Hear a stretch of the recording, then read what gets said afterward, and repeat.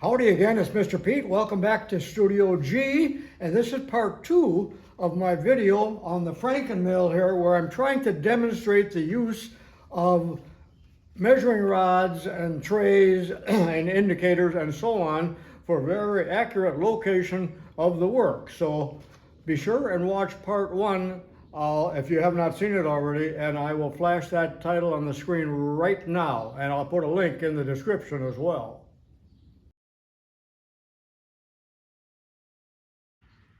For those of you that do not know what a jig borer is, here is a Moore that was probably the most popular company that made jig borers or jig grinders. And again, the purpose is very accurate machining of holes or slots or whatever.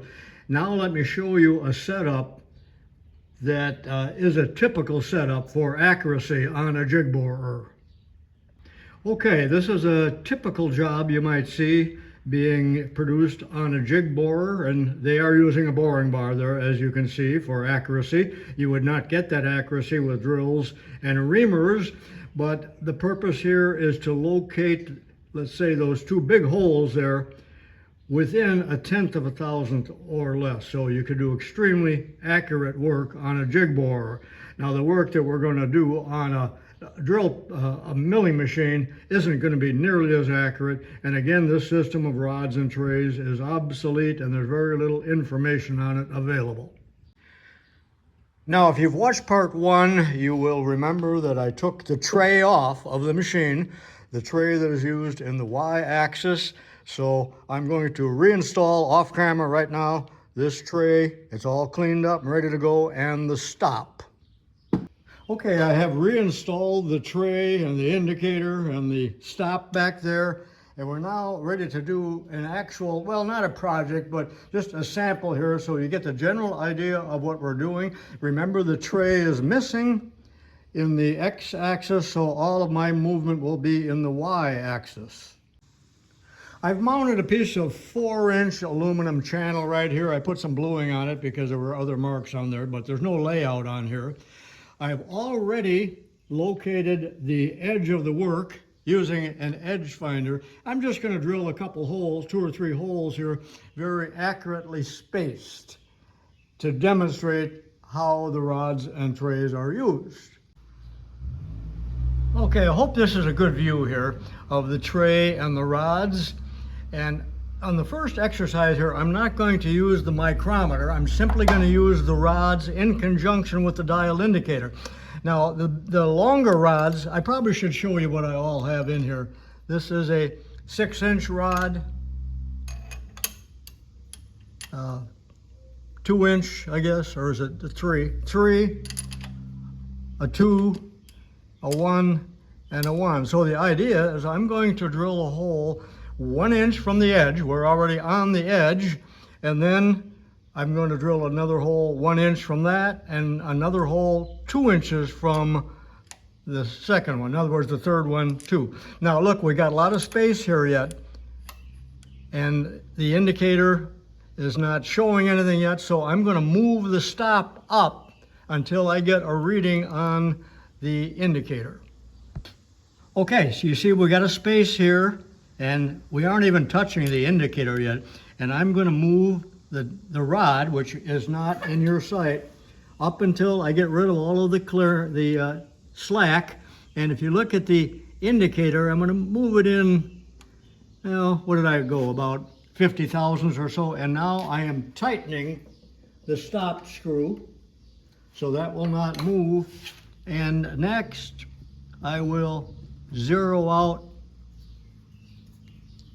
the indicator right there.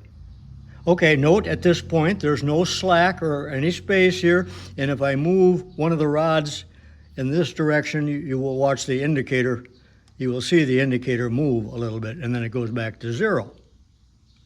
So what I'm going to do here is, remember, I'm on the edge right now and I want to move in 1 inch, so I'm going to remove one of the 1-inch spacers and crank here with this crank until we take up this space and the indicator comes to 0. So watch. Okay, now we have moved exactly 1 inch. Now, I've really never done this before, so I welcome corrections or additions to what I'm doing. It's very hard to find out information on this, but I'm doing right now the very simplest method with the rod. So I'll turn the machine on and just drill a center hole.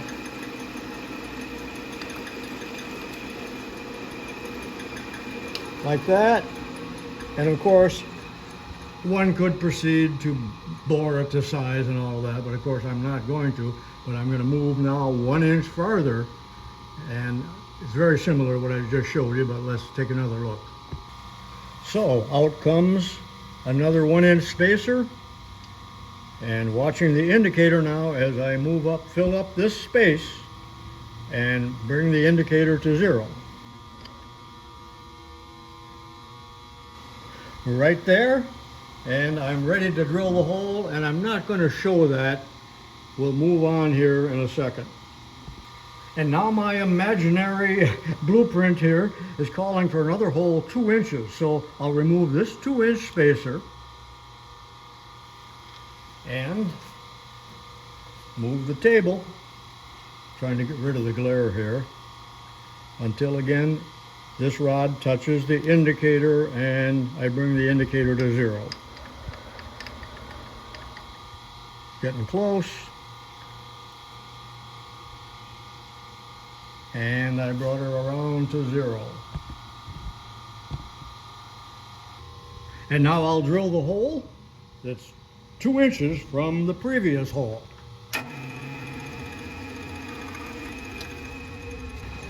All right, that being done, now I really don't care so much about this distance from the edge, but it is pretty accurate.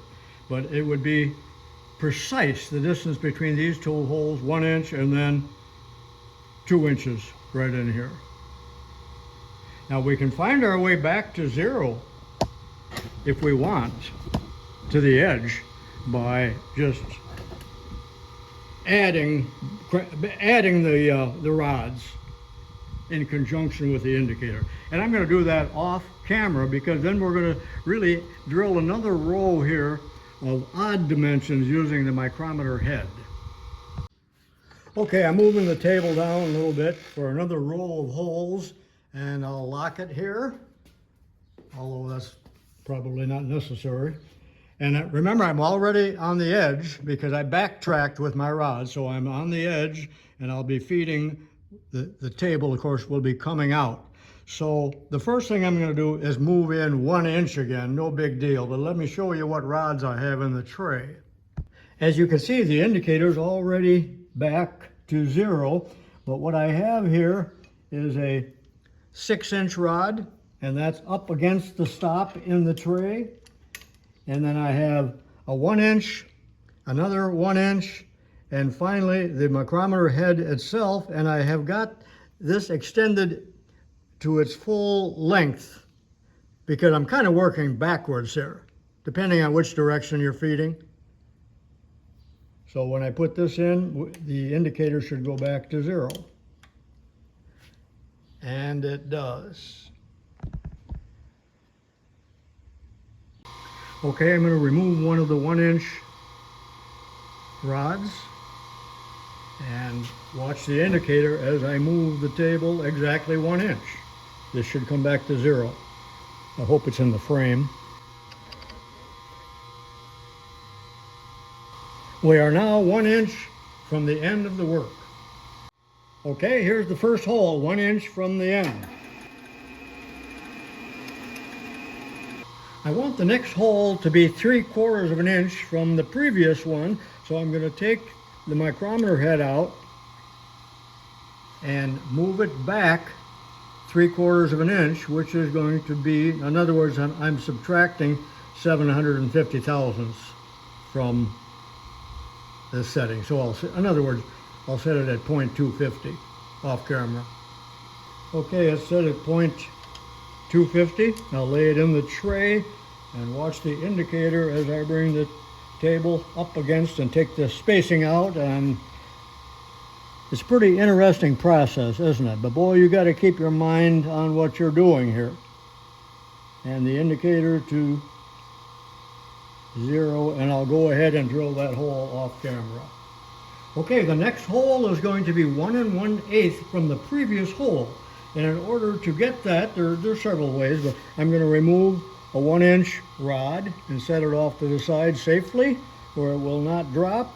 And then I have to take the micrometer, which is presently set for 0.250, and I'm going to back it off to 1.25, which is 1/8 of an inch.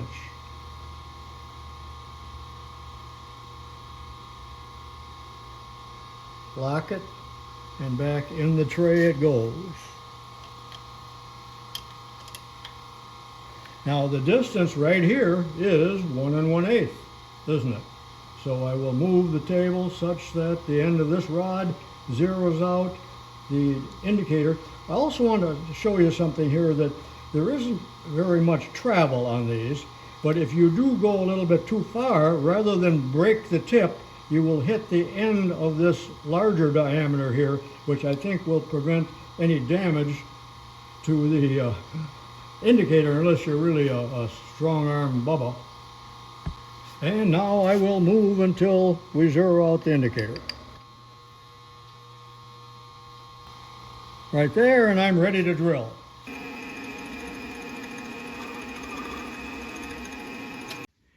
All right, let's review what I did here now. Remember, the first hole was 1 inch in from the edge, and then 1 inch to here, and then 2 inches to this third hole. Now similarly over here, 1 inch from the edge, and then I moved 3/4 of an inch, and then I moved 1 1/8 of an inch. And we could position and find these holes by just backstepping on what I showed you down there with the rods and trays. Make any sense to you at all? It's quite obtuse. And do you think it's a little bit more time-consuming, difficult, and possible errors involved compared to a DRO? Now, when you're done, it's very important to put everything away, oil it, take good care of it, because this is where the accuracy is here. So close up the indicator. You don't want chips on there, as I said before, and then the micrometer and the rods put back in the box. Wipe them off if there's any chips on them. Clean out your tray down here as well. Well, I sincerely hope that you enjoyed this little demonstration, this little walk back into history, because this probably hasn't been done much in the last 40 years or so, and it's lost technology, actually. It's lost to me. I hope I didn't goof it up too bad, but you get the general principles here. Again, I invite your comments and criticisms even. But this is the way it was done for 100 years or more on jig borers and on milling machines as well. But remember, with milling machines, I've seen them use this system. I've seen them use digital readouts and vernier scales and the dials. So there's all different kinds of ways of doing it, but supposedly this is the most accurate on a jig borer because you can get within 1/10 of a thousandth. And when they're manufacturing punches and things like that, where the holes have to be exactly spaced, this is how they used to do it. So hope you enjoyed the video, and I'll see you in my next one. I've got 1,500 videos out there, you know. Work safely in your shop and enjoy it.